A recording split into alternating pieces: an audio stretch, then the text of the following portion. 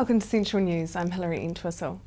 In today's news, Mount Maunganui streets will be filled with cyclists and runners, and the waters with swimmers all competing in the Pilot Blade Classic this long weekend. The triathlon is the second event in the Eves Triathlon series, with the third, the Coronation Classic, on Sunday, March the 3rd. Shira McClay of Shorebreak Aquatics says the Pilot Blade Classic is a great event to not just participate in, but to watch. It's the most beautiful place, the geography, just neat locations, for the most part supportive population, council supportive of what we do, and where else would you want to be? Is it because we've got a nice flat road for the kind of the cycling and running types next to the ocean? That's the flatness isn't the issue by itself, but yeah, it is conducive to nice straight lines and being able to measure 16 k's from here to there. The Bay of Plenty region has seen a rise in third world diseases such as rheumatic fever, which can leave permanent damage to the heart. Nationally, there has been an increase of 51% in hospital admissions due to infectious third world diseases. Medical Officer of Health for Toitū Ora, Phil Shumack, says rheumatic fever can be associated with damp housing and a lack of access to primary health care. Well, rheumatic fever is the one we're most concerned about. We're certainly not seeing any decrease in it. And meningococcal disease is an ongoing issue, but it's at a lower rate than it has been for the last 15 years, but it's still a major concern. Hydrothermal activity is increasing at White Island, which could be the start of an eruptive process, says GNS volcanologist Brad Scott. The volcanologist visited the island volcano off the Bay Plenty coast on Monday, following reports of increased activity from tour operators and a rise in the activity showing on the island a seismometer. Brad Scott says the activity is the strongest he has seen since the late 90s, which led to a large eruption in 2000. The likelihood of the mainland being affected by an eruption through a tsunami would be minimal. A tsunami study done by the University of Waikato found the wave that reached the Bay of Plenty beaches would be about knee-high. Now for our region's weather. Hamilton, your Thursday will be fine in the morning, and the afternoon will bring the chance of the odd shower. Your expected high is 27 and an overnight low of 16. Thursday for you, Tauranga, will be mostly fine with a chance of an afternoon shower and light winds. Your expected high is 25 and an overnight low of 17. Just ahead, what is happening at Summerfest this year.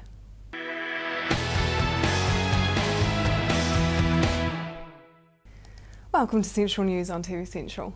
Excitement is building for this year's all-ages alcohol-free event. Summerfest is on Saturday, February the 2nd, and has some big names headlining this year. I spoke with Tracy, the event organiser, to see what we can expect from the day-long festival and how the preparation is coming along. Well, we're in the thick of it now, Yeah. Yes, only a couple of weeks to go, so yeah, counting down to the big day, and everything's going well. You know, been having a chat with upstairs about the weather, so it's going to be fantastic. Who are the major headlining acts this year? We've got some fabulous acts this year. I'm really excited. I didn't know much about them in the beginning, but I have been following them now. Titanium, it's a young boy band, they are very, very cool. They are. And we've got I Am Giant and also Jay Williams. Those are the top lead bands and singers. Yeah. How did you choose these particular acts this year? Really just by listening to the market, really talking to our young people, seeing who they wanted to see. Titanium's the big hit because it's New Zealand's first ever big boy band, and you know, they're really good. Jay Williams has been around for a while. He's a great role model for our young people. And I Am Giant is probably a band that the youth we're targeting aren't old enough to get into the bars to see, so we wanted to bring them someone they couldn't actually get to see. So yeah, I think we've got a really good mix. It should go down really well, and we're just trying to respond to what the market want. This year's festival is said to be bigger and better than last year's. How are you hoping to achieve it? I suppose you learn from your first one. So we looked at things, we've had a lot more interest in people being involved. Obviously after your first one people see how it's going, so they're getting involved. We want to keep improving on it. All event organisers always do. You always want to improve on the last one, make it better. So yeah, I think we've got some additions of some new components this year. We're on one big stage this year instead of the two, so there's just one big main stage. I think that's going to work better logistically for us and for the crowd. So yeah, it's going to be interesting to see how this year comes away. So why did you decide to make this event alcohol-free? Yes, a lot of people have asked that question. One, because we wanted it to be family friendly and safe. And we're hearing so much now about the drinking problems in New Zealand, the drinking culture of New Zealanders and our young people. And it was a little bit along the message of you can actually have a good time without alcohol. And plus the youth had nowhere to go. You know, they were complaining, we've got nothing happening for us. And that was really your first, let's give them a safe environment. And it's been nice for families. Last time we had 3 generations of families coming together for a festival.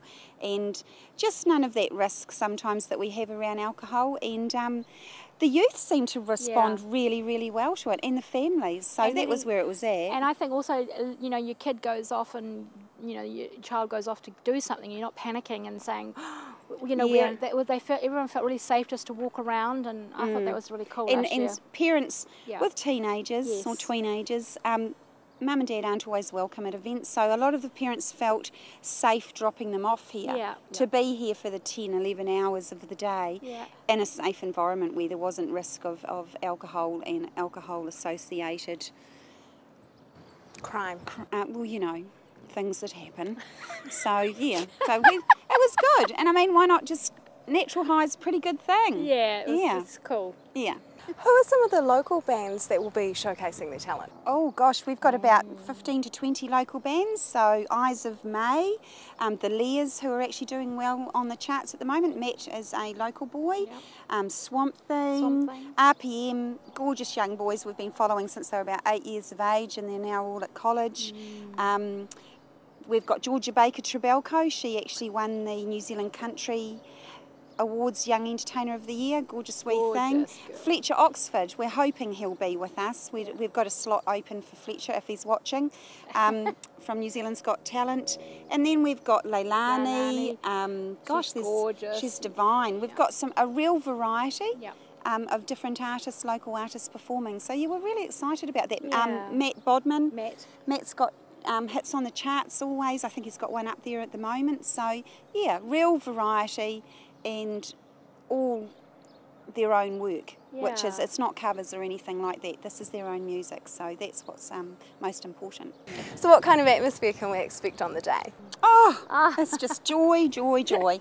Yeah, well, if anything to go on last year, it was just an 11-hour really good vibe. It was families, ages, you know, cradle to grave were here. It was fantastic. We walked around with smiles. I had a sore face from smiling so much. You know, it was just good to see that the vibe was about having a good time with your family and friends, safe, friendly, lots to do. Yeah, you know, the bucking bronco. Yeah, he was pretty popular. And you know, there's BMX exhibitions, different things going on all the time. So there's a lot to do over that 11-hour period. What will Tauranga street artist Owen Diffie be doing? Well, it's very cool. He's going to be painting a celebrated artist mural, and then what's going to happen, I think it's going to be cool, it's going to go into a silent auction, and somebody on the day at Summerfest will be the proud owner of an Owen Diffie piece, and the artist who he will be painting will be released very soon. You are doing something different with the food this year? Well, I think what we're doing is that we've got way more variety. We've got 20 stalls coming in. I know there's going to be Dutch croquettes, which I've already sampled, which are absolutely divine. Yes, try before you buy. And I'm really intrigued by the curly spiral chips that you get on a stick. I'm really intrigued by them. I know they apparently, well, we've seen photos and they look absolutely divine. Lots of different coffee, candy floss, you know, just all the very yummy and a little bit gourmet-ish as well. So food that not normally is found in other events like this, I feel. To find out more, visit summerfestnz.com. Coming up next, we find out how to prepare for a tsunami.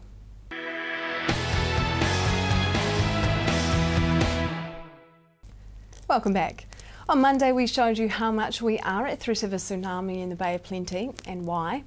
Today, we have part 2 of that interview with Barry Summers from the Tauranga City Council, where he lets us know how to prepare and what to put in our getaway kits. Getaway kits are essential. I've got one at home. It's mounted on my garage wall. On the outside, I've got two things: a transistor radio to find out what's going on, and a torch.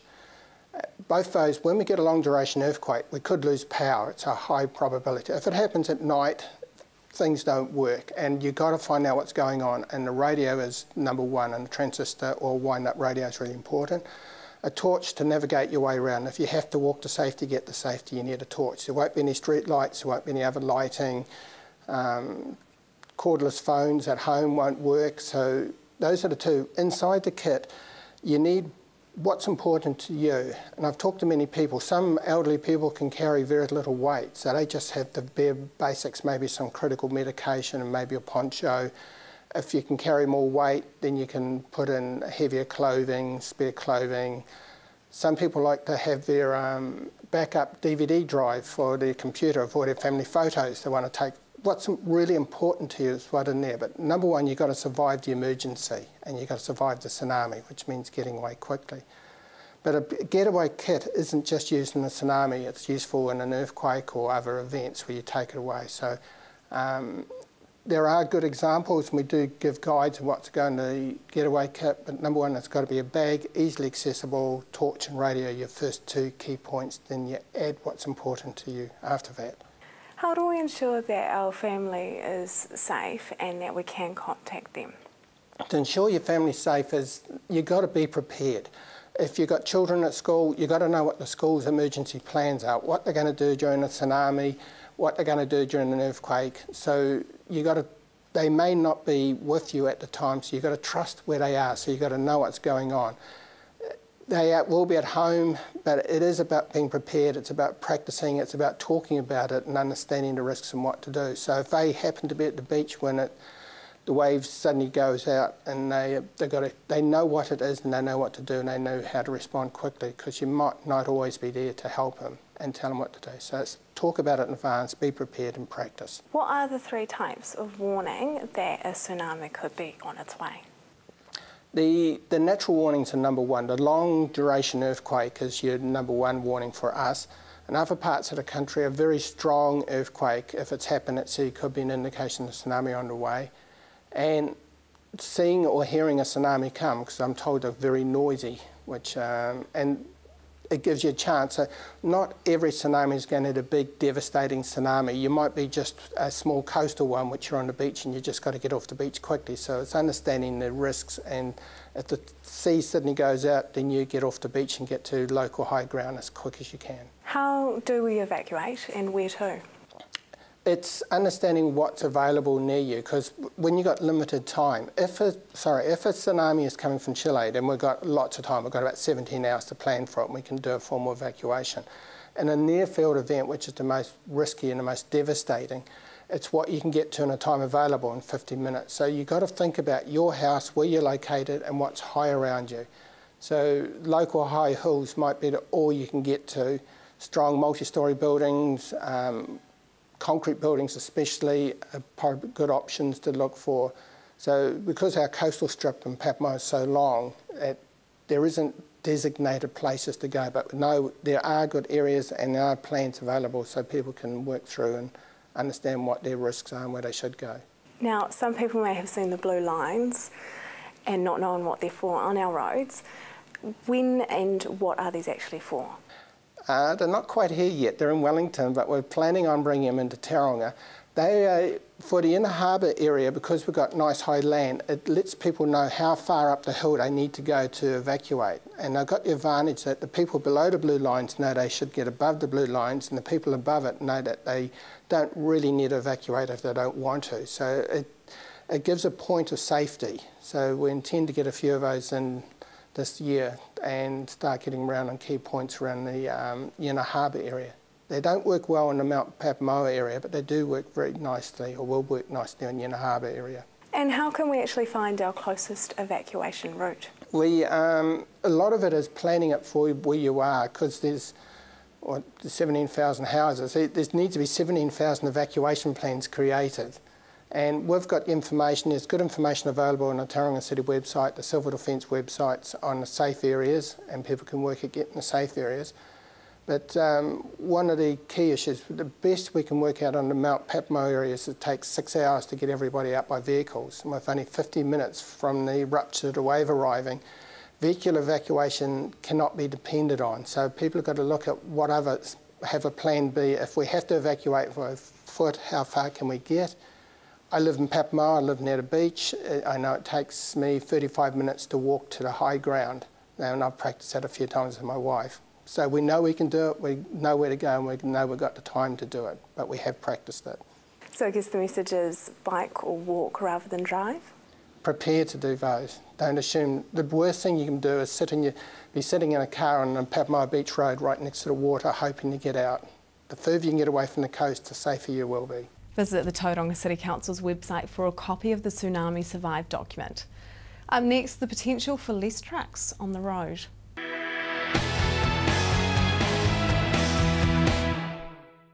If you have just joined us, welcome to Central News. An information sharing protocol has been adopted by the Bay of Connections and the Port of Tauranga. I found out more from some of those involved. The Bay of Connections Freight Logistics Action Plan is a subset of the Bay of Connections overall strategy, which is an economic strategy for the Western Bay of Plenty, Eastern Bay of Plenty, Rotorua and Taupo. And there are a number of other strategies, but at the moment only 4 of those are being implemented. There's the Freight Logistics Action Group strategy, there's the Aquaculture strategy, there's the Forestry strategy. So who implemented this action plan? The Freight Logistics Action Plan has been implemented by a group of people who are involved in logistics in the region, plus interested people from relevant councils and other organisations. So you have people such as the Port of Tauranga who are involved, but also Kiwi Rail, people from trucking companies and other people involved in the movement of goods in the region. And it's a collaborative group of people who are working together to find solutions to develop a world-class logistics strategy and world-class logistics for this region. What is logistics? Logistics, it's a simple word, but it's actually quite a complicated thing. Logistics is basically the movement of goods from point A to point B, but often that can be quite complex because it might require multiple movements. So optimal logistics is actually about implementing world-class solutions to those particular problems presented by the movements of those goods, and typically you can't achieve those optimal outcomes and world-class solutions unless people collaborate together. So that's the importance of this arrangement. How will this information sharing protocol work? The essence of the information sharing protocol is about people who were previously competitors sharing information on a confidential and sanitised basis so that that information can be available for, typically for planning purposes, because there's been a shortage of accurate information for planning purposes, so it can be available for planning and it can be available to enable people to implement efficiencies in their businesses. What is the long-term aim of the information sharing protocol? Well, the long-term aim is to get as much data as we can about the movement of goods in the region. Right now, we're currently recording the movement of about 5 million tonnes of goods, which I think is about 1/3 of the goods passing through the Port of Tauranga. But we've only got 3 sectors involved, and we're trying to get some additional sectors involved, which will then increase the amount of information we have so we understand the movements of goods through the region. And by understanding those movements, we can then make planning decisions, and also people can make decisions around how they structure their businesses and try and perform logistics tasks. So who will be involved? Right now there are 3 significant exporters who are involved in terms of sharing the information. That information can then be disseminated out for other purposes such as roading purposes and things like that.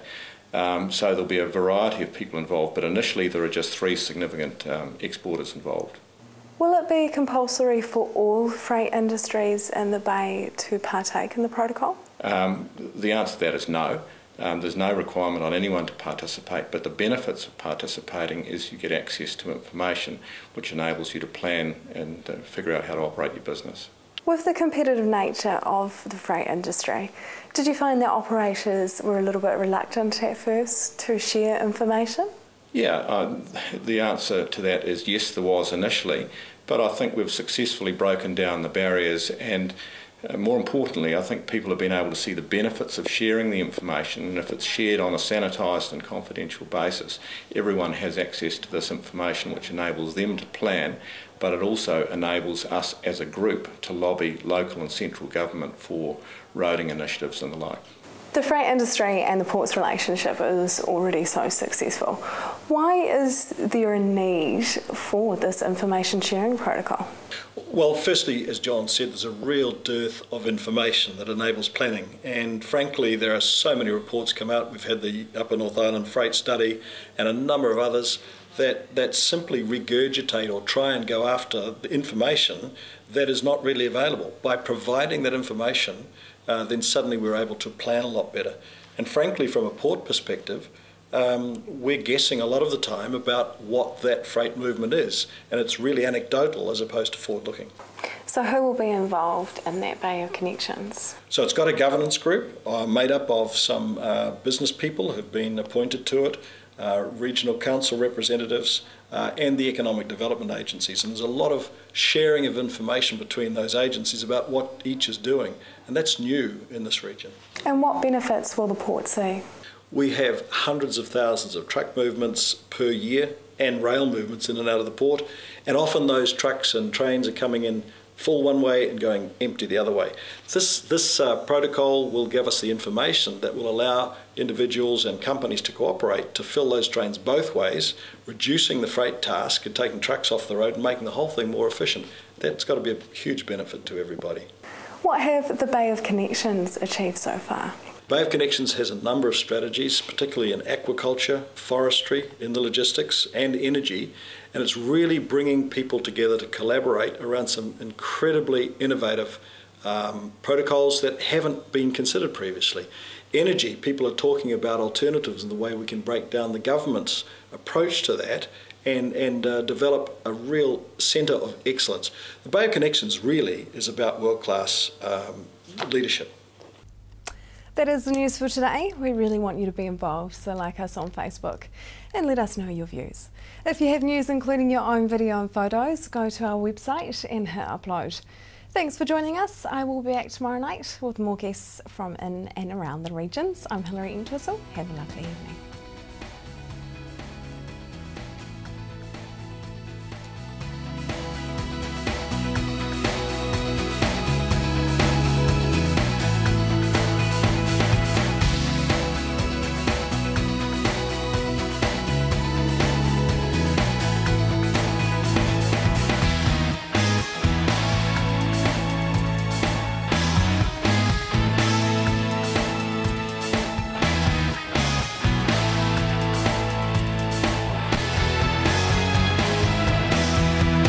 This has been an Alpha Media production, a division of Television Media Group.